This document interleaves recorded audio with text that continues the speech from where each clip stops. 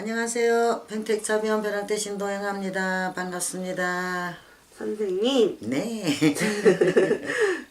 부르기만 해도 사랑스럽네요. 고맙습니다.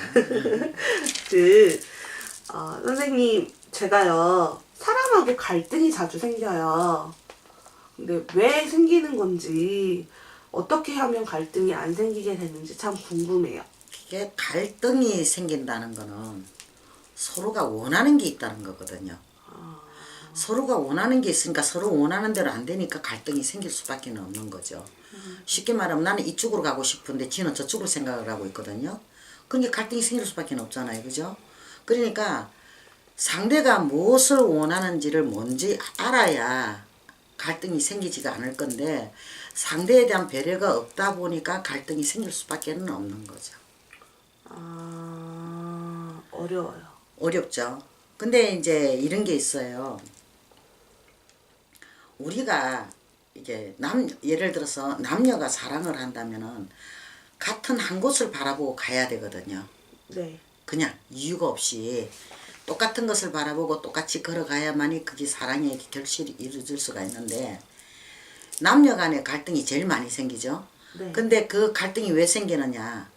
분명히 나는 예를 들어서 우리가 먹는 음식을 갖고 얘기한다면 나는 짜장면이 먹고 싶은데 상대에서는 자꾸 탕수육을 먹자 그런단 말이에요. 그러니까 거기에서 이제 짜증이 날 거 아니에요. 그죠? 내가 하고 싶은 게 있는데 상대는 자꾸 딴 걸 갖고 이야기를 하니까 그러다 보니까 생각이 많아질 수밖에 없죠. 네. 생각이 많아지면 어떻게 돼요? 갈등이 생길 수밖에 없는 상황이 되는 거죠. 그러니까 항상 이게 내가 무엇을 어떻게 하든 간에 상대하고 같이 맞춰서 나가려는 그런 생각을 가져야 되고 그런 배려심이 있어야 된다는 이야기죠.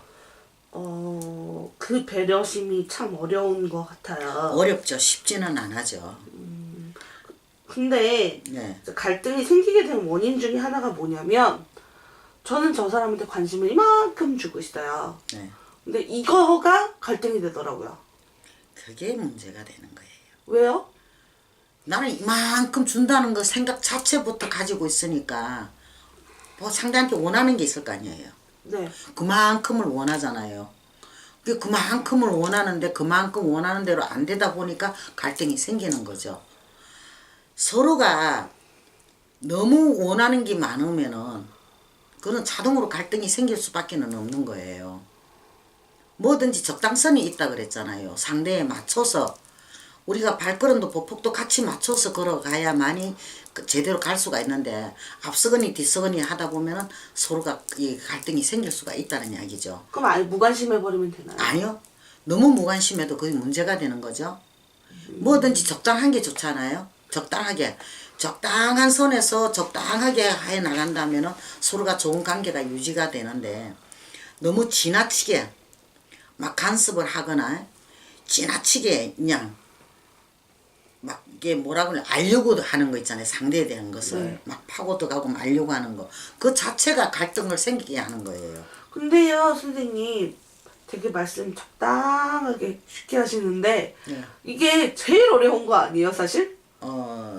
이런 질문을 내가 한번 받은 적이 있어요. 네. 어떤 질문을 받았냐 그러면은 한 네 사람이 이렇게 네 사람 다섯 사람이 이렇게 삥 둘러서 앉았는데 뭐 생년월일이 언제고 뭐가 어떻고 저떻고 저끼리는 어디에 살고 어떻게 뭐가 어떻고 막 물어사더라고요. 근데 나는 아무 말도 안 했어요.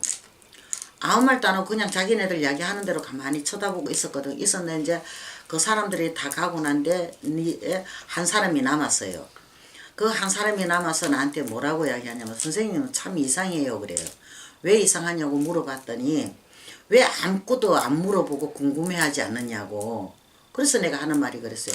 뭐 때문에 궁금해야 되고 뭐 때문에 그 사람의 신상에 대해서 내가 물어봐야 되느냐.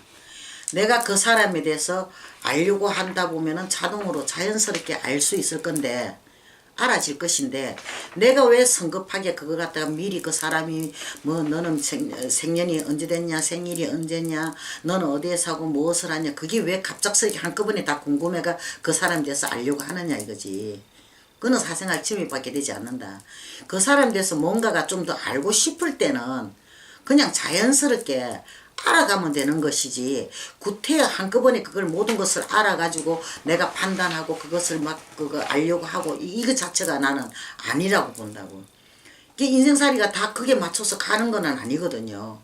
그 사람은 하고 인연이 어떻게 될런지 앞으로 어떻게 전개가 될런지 아무도 모르는 상황인데 구태여 내가 그 사람에 대해서 막 알려고 하고 무엇을 파고 들어가고 또 뭐 지나치게 이건 난 좋아하고 나는 저건 싫어하고 구태여 나를 내 보일 필요도 없는 거고 그 사람 대해서 알려고도 할 필요도 없다는 얘기죠. 내가 어느 순간에 알 때가 되면은 자동으로 알아진다는 거죠. 상대에 대해서. 그런데 너무 요즘 사람들은 그 사람에 대한 것을 이게 어떤 사생활 이 모든 것까지도 알려고 하는 사람이 많다는 거죠. 그게 다 불필요한 건데. 근데요, 선생님, 남자친구면 핸드폰으로 연락하는 사람이 궁금하잖아요. 궁금한데 그 궁금한 거는 내가 그냥 일상생활에서 그냥 이게 자연스럽게 지금 뭐해 밥 먹었어 밥 먹었다 이 정도는 서로가 아무 부담이 없고 좋죠 그죠. 근데 오늘 너 뭐 했어 뭐 했는데 그 왜 갔어 뭐 어쨌어 이런 식으로 물어본다 그러면은 그 상대에서는 거부 반응이 나올 수밖에 없는 거죠. 아, 그렇구나. 그래서 적당한 게 좋은 거라는 거예요. 그 물어서 상대에서 답을 해줘도 아주 편안한 물음이 돼야 되는데 뭐 했냐는 식으로 따지듯이 묻고 뭘 해도 뭐 감시하는 것처럼 뭘 단속하는 것처럼 구속하는 것처럼 이 대화가 된다 그러면은 그거는 서로가 이게 좋은 관계가 유지할 수 없다는 얘기가 되는 거죠. 그러니까 그게 문제가 되는 거예요. 그래서 적당선을 벗어나면은 다 문제가 생길 수밖에 없다는 겁니다. 네, 선생님 말씀 참 감사합니다. 네, 선물하십시오.